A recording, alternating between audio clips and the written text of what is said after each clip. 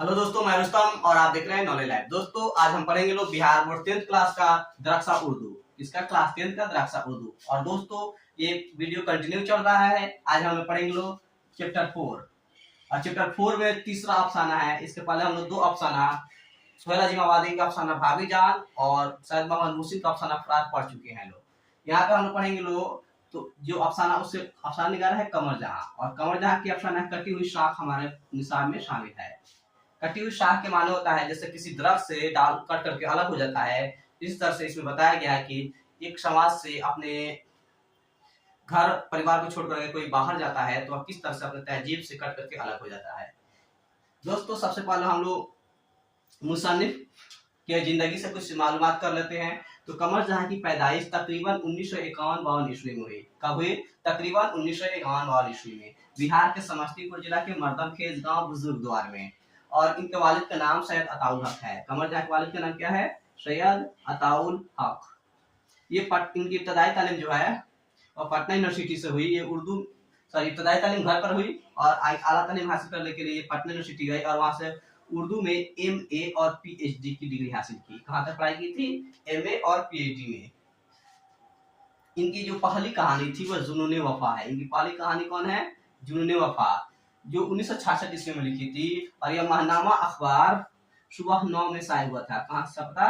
महनामा अखबार सुबह 9 से पटना से शाये हुआ था 1966 ईस्वी में।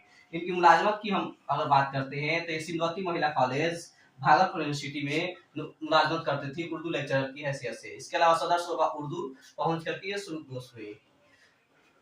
इनकी जो मशहूर तसानीफ है किताब है वह चारागर है। पहला किताब का नाम है चारागर, जो 1983 ईस्वी में शाये हुआ था। दूसरा है अजनबी चेहरे, जो 1991 ईस्वी में शाये हुआ था। तीसरा है याद नगर, जो जेर असात है, यानी अभी छपा नहीं है। इसके अलावा जो हम इनके अफसाना का पढ़ेंगे लोग, उसका जो मरकजी किरदार है वह एक लड़का है जो जिसका नाम है असद के दोस्त। मरकजी किरदार का नाम दे दिया गया है और उसका एक दोस्त है जिसका नाम है असद। तो दोस्तों, सब चलिए हम अफसाना शुरू करते हैं। पेज नंबर है 28 यानी कि 28।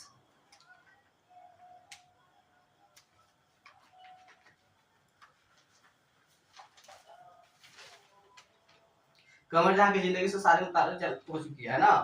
लिखा है, साल बाद वह अपने वतन वापस आया था। हर चीज नई नई और कदरे अछूती अछूती सी मालूम हो रही थी। यानी जो अफसाना का मरकजी किरदार है वह अरब से जब आया है कमा करके विदेश से, तब जाकर के ये घटनाएं दिखाया जा रहा है। ये एक फ्लैशबैक की तरह है जो लास्ट की घटना को शुरू में लिखा गया है। एक मुद्दत तक बाहर रह जाने के बाइश अब वह खुद अपने वतन के लिए अजनबी सा हो गया था, मगर इस अजनबीपन में भी अपनेपन का एहसास पनहा था। वह देर से खुद अपने आप से सवाल कर रहा है। यानी वह बाहर से आया है, वह खुद बदला है, उसकी आवाज बदली है, जुबान बदली है, घर पे एकदम लग रहा है मेहमान की तरह आया है। इसीलिए वह दरवाजे पर खड़ा होकर अपने आप से सवाल कर रहा है, क्या वह सच में अजनबी हो गया है? शक्ल, स्वभाव, लिबास और कुछ हद तक गुफ्तगू में वह बदल गया है। यानी पहले भोजपुरी बोलता था, हिंदी बोलता था, लेकिन अब वह अच्छी तरह से अरबी, हिंदी, इंग्लिश सभी को बोलता है। लेकिन इसका बातीन यानी अंदर का अंदरून में एक अजीब तोड़फोड़ मची हुई है। आखिर वह अपने आप को इतने बेबस क्यों महसूस कर रहा है? यानी बिल्कुल उसे लग रहा है कि वह भारत के लिए, अपने मुल्क के लिए, अपने कौम के लिए अजनबी है। बार बार उसका जहन किसी एक सवाल के गिर्द मकड़ी के जाले की तरह घूम रहा है। उसका सर चक्कर कर रहा है। आखिर वह इतने अच्छे लोग, सरजमीन और ऐसे दिलदार लोगों को छोड़ करके इतने लंबे अरसे तक मतलब बाहर रहा। क्या अब सच में उसकी हैसियत यहाँ उस टूटी हुई शाख की सी है जो दरख्त से अलहदा हो चुकी है? देखिए, इसीलिए इस अफसाना का नाम है कटी हुई शाख। नहीं नहीं, हरगिज नहीं। बड़ी बेचारगी से उसने अपने सर को झटका दिया। यानी कि जो अफसाना का मरकजी किरदार है वो सर को झटका देता है, कहता नहीं यही तो मेरा घर है, मैं यही खाऊंगा।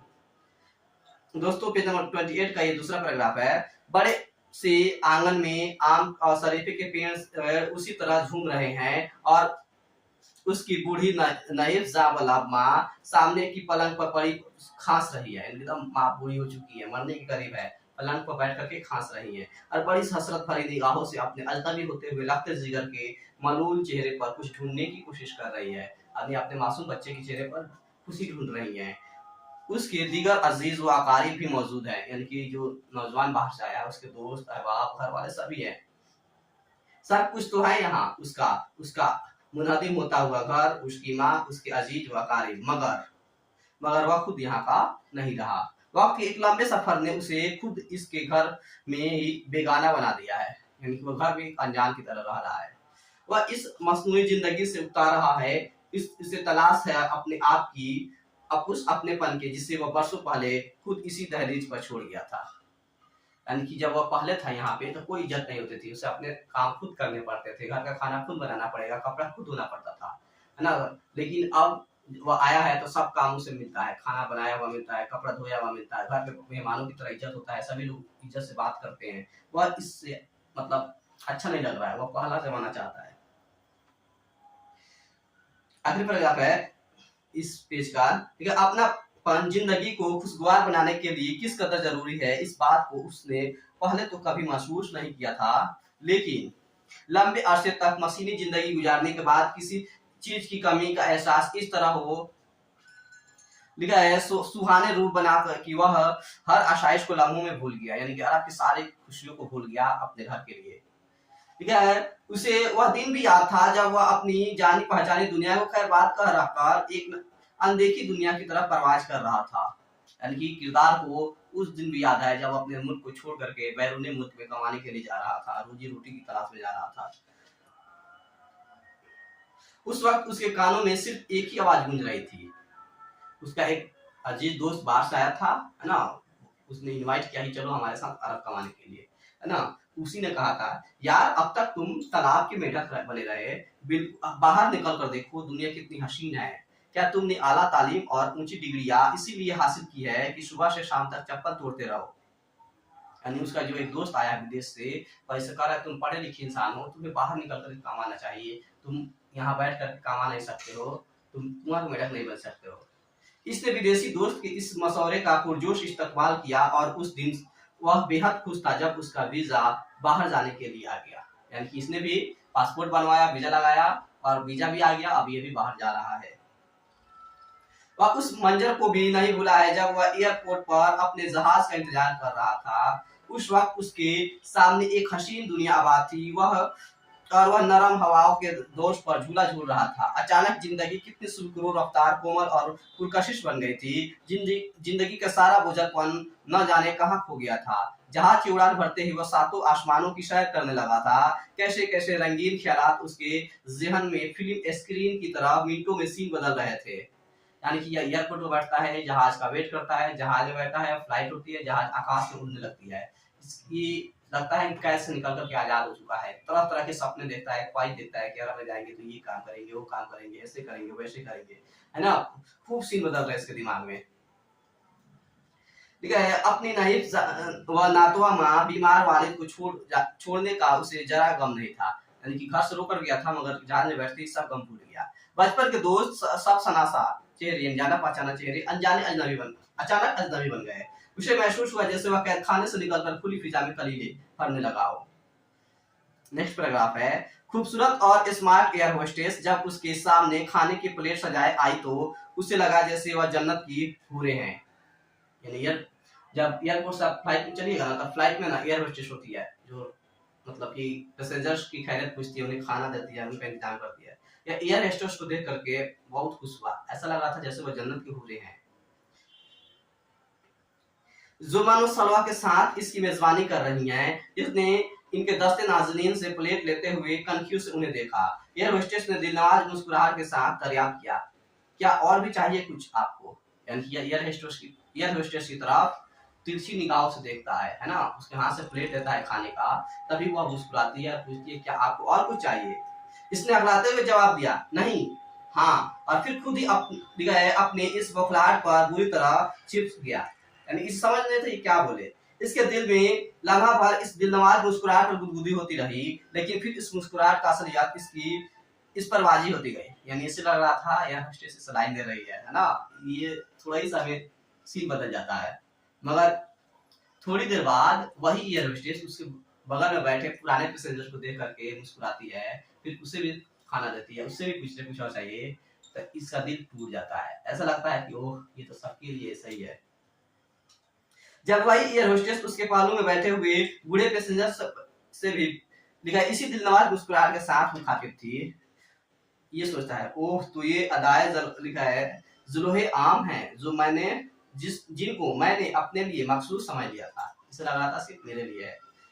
अपनी शख्सियत का सेहरा इसे टूटता हुआ महसूस हुआ, यानी कि जितना सपना देखा था 1 मिनट में 1 मिनट में टूट भी गया।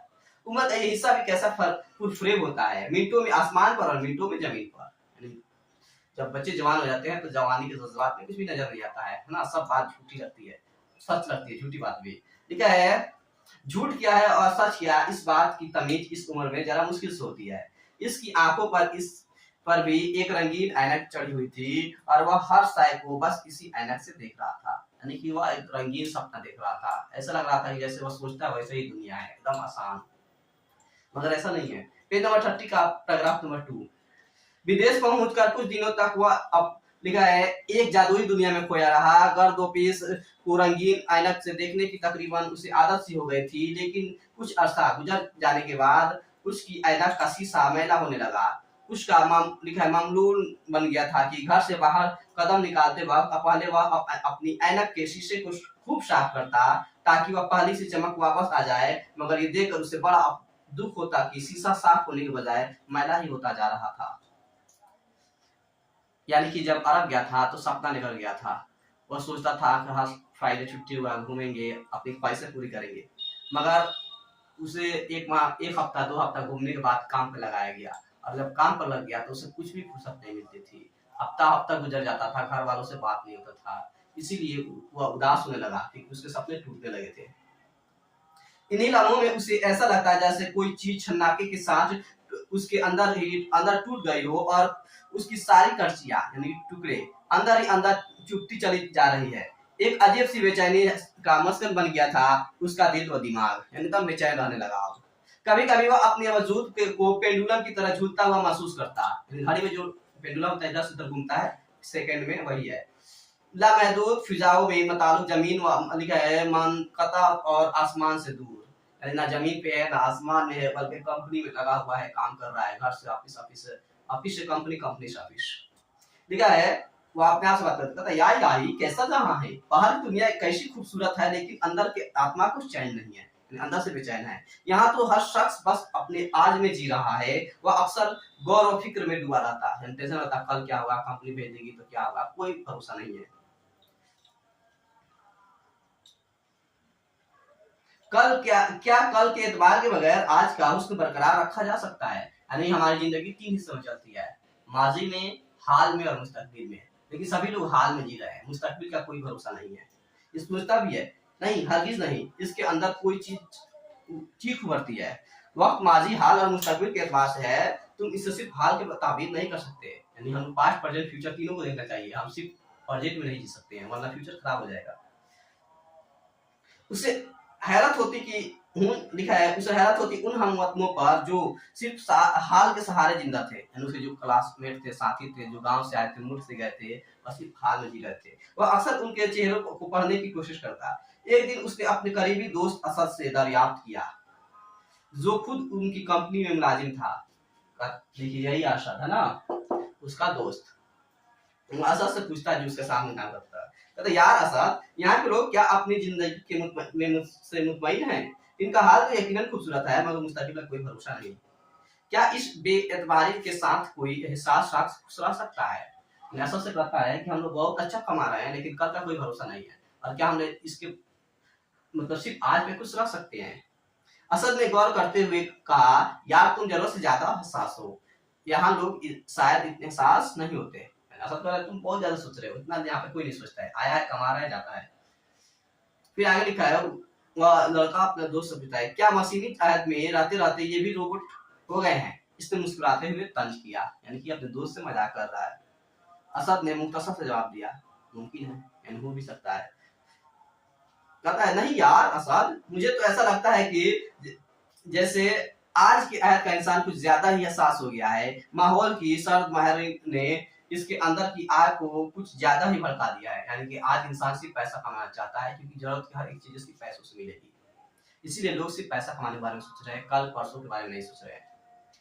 पेज नंबर 31 का थर्ड पैराग्राफ है, उससे अक्सर अपने जैसे दूसरे साथियों की जिंदगी पर मलाल होता, वह जो सारा दिन कड़ी मेहनत करती और जब गई रात बिस्तर पर लौटते तो बीवी बच्चे सबको सोया हुआ पाते। फिर अगले सुबह सारी दुनिया कायनात को सोया हुआ ही छोड़कर अपने अपने कामों में चले जाते। इनमें अक्सर तो हफ्तों हफ्तों अपने बच्चों से जी भर बात भी ना कर पाते थे। बीवी की मुस्कान क्या मानियत रखती है उस बात का एहसास भी होते जा रहे थे। वो या इनकी जिंदगी का कोई सियाल मादा हो जो मशीन में ढल गई हो और तेज चलती हुई मशीन की घर घर के साथ अंदर का हर लतीफ एहसास भी जाहिर हो चुका हो। वह जेर लग कर आता है। यानी कि असद का जो दोस्त है वो कहता है हम लोग सुबह ही उठ के कंपनी में काम करने चले जाते हैं, ओवर टाइम करते हैं, दिन भर काम करते हैं, फिर जब घर जाते हैं तो बीवी और बच्चे खा कर सो चुके हैं, उनसे बात नहीं होती है, हफ्तों तक बात नहीं होती है ना। उनकी बीवी उनके लिए मुस्कुराती है तो उस मुस्कान की माने भी नहीं समझ पाते हैं। उन्हें बहुत ही अफसोस होता है अपनी जिंदगी पर। लिखा है क्या जिंदगी में सिर्फ पैसे से मुतमईन हो जाती है? बाहर आकर वह अभी यकीनन अच्छी गिजा खा रहा था, अच्छी खासी रकम जमा कर रहा था, फ्रिज, टीवी, एसी, बेहतरीन air condition, car, well furnished मकान, सब कुछ कम ही मुद्दत में उसने हासिल कर लिया था। लेकिन अक्सर रातें उसकी फोन की आरामदेह मुसर्री पर करवटें बदलते ही गुजर जाती। पर असद का दोस्त अरब आकर के खूब पैसा कमाया था, पैसा जमा किया था, घर बनवाया था, एसी, कार सब कुछ हो चुके थे। लेकिन जब ये सोता था तो इसकी आत्मा को सुकून नहीं मिलती थी, रूह को सुकून नहीं मिलती थी। फोन की गद्दी पर सिर्फ करवटें बदलता रहता था। जब भी कभी घर से उसकी माँ या किसी अपने पराये का खत आता तो वह हफ्तों हफ्तों तक मुजम्मिल सा रहता। बूढ़े बाप के इंतकाल की खबर मिली तो वह जी भर के रो भी न सका। माँ की इरादत की इत्तला मिली मगर वह सिर्फ तड़प रह गया। अरब में है, घर पे वालिद का इंतकाल हो चुका है ना, और उदास है, रो रहा है, मगर जी भर के रोया भी नहीं कि कंपनी में काम करने चला गया। माँ की तबीयत खराब है, वह आकर मिलना चाहता है माँ से मगर आ नहीं सकता है। वह दूसरे मुल्क में गया है, वह 2 साल 3 साल 4 साल बाद ही आएगा। इसके अलावा घर से जब भी कोई खत जाएगी तो वह धमाका ही लेकर जाएगी, कोई खुशी लेकर नहीं जाती है। जैसे पैसा चाहिए, ये काम है, वो काम है, इनका तबीयत खराब हो गया। लेकिन ये कैसा वक्त आ गया है कि एक तवील अरसा गुजर चुकने के बाद अचानक वहां की सुनहरी सरजमीन पर भी वहशत के बादल मंडाने लगे हैं। यानी कि 2-4 साल काम किया, अब उस कंपनी में भी, उस नौकरी पर भी खतरा आ चुका है। कंपनी में अब काम नहीं चल रहा है, कंपनी लोगों को पैसा नहीं दे रही है, अब लोगों को वापस भेजा जा रहा है। हर शख्स अपनी अपनी जगह सहम रहा है। इनमें से बेशतर बगैर कुछ सोचे समझे बिना ज्यादा राह के रुखसत थे, सफर बांधने पर मजबूर हो गए। सभी अपने अपने बोरिया बिस्तर बांध रहे हैं अपने अपने मुल्क जाने के लिए। वह भी अपनी छोटी सी फैमिली के साथ वापस आ चुका है और अपने घर की दहलीज पर यानी गेट पर देर से खड़ा बैठे लम्हों को वापस बुलाने की कोशिश कर रहा है, मगर उसे लग रहा है जैसे ये घर अब उसका अपना घर नहीं। यही से शुरू हुआ था कहानी, है ना, फ्लैशबैक में था। ये भी अपने घर आ चुका है, दरवाजे बैठ कर सोच रहा था सारी बातें। कह रहे दरवाजा दर व दीवार की साख्त तो वही है, आम की पेड़ और शरीफे के पेड़ भी वही हैं, मगर उसके कदमों के नीचे की जमीन बहता पानी बन गई है। यानी घर परिवार सब वही है, लेकिन कभी अरब रहता है, कभी अपने मुल्क में रहता है, कभी कहीं रहता है। सख्त धूप से घबरा कर उसने निगाहें ऊपर की तो छत का साया भी सर से गायब था। यानी कि उसका अपना वालिद ही नहीं है। दोस्तों ये कहानी यहीं पे समाप्त हुई।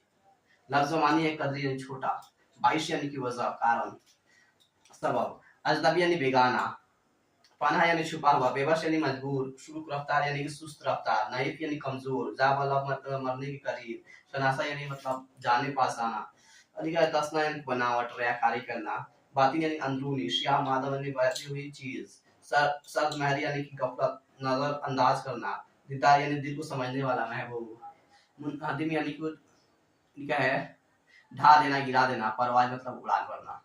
दोस्तों आपने पढ़िएगा लोग कहानी और भी बेहतरीन समझ में आएगा। और इसमें क्वेश्चन आंसर जो दिया गया है वो ऑलरेडी आप लोग को बोर्ड को बता चुके हैं। जैसे कमर जहां की पैदाइश कब हुई तो 1951 और 52 में। कमर जहां के वालिद का नाम क्या था तो सैयद अताउल हक। कमर जहां की पैदाइश थी तालुक बिहार के किस जिला से है तो समस्तीपुर से है। कमर जहां का कौन सा ऑप्शन आपके निशा में शामिल है तो कटी हुई साख। ठीक है, कमर जहां किस यूनिवर्सिटी में उस्ताद है तो सिंधुवती महिला कॉलेज भागलपुर यूनिवर्सिटी में। दोस्तों ये वीडियो आपको कैसा लगा कमेंट सेक्शन में जरूर बताएं और भी वीडियो पाने के लिए हमारे चैनल को सब्सक्राइब करें। तब तक के लिए शुक्रिया दोस्तों।